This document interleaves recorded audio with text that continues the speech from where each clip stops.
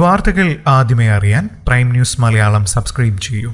തിരുവനന്തപുരം വർക്കലയിൽ വീട്ടമ്മയെ ആക്രമിച്ച് പണവും സ്വർണവും കവർന്നു. 52 വയസ്സുള്ള സുമതിയാണ് ആക്രമണത്തിന് ഇരയായത്. മുഖംമൂടി ധരിച്ചെത്തിയ മോഷ്ടാക്കൾ 1 ലക്ഷം രൂപയും കവർന്നു. ഉച്ചതിരിഞ്ഞ് 3:30 കോളിംഗ് ബെൽ ശബ്ദം കേട്ട് വാതിൽ തുറന്നപ്പോഴാണ് അപ്രതീക്ഷിത സംഭവം നടന്നത്. വർക്കല ടെലിഫോൺ എക്സ്ചേഞ്ചിന് സമീപത്തെ പാർപ്പിട സമുച്ചയത്തിലാണ് മോഷണവും ആക്രമണവും നടന്നത്. ഉച്ചകഴിഞ്ഞ് 3:30 കോളിംഗ് ബെൽ ശബ്ദം കേട്ടാണ് സുമതി വാതിൽ തുറന്നത്.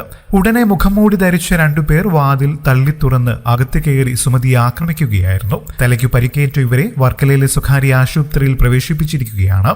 സുമതിയുടെ മകൻ ശ്രീനിവാസൻ വീട്ടിലെത്തിയപ്പോഴാണ് തറയിൽ പരിക്കേറ്റ് കിടക്കുന്ന അമ്മയെ കണ്ടത്.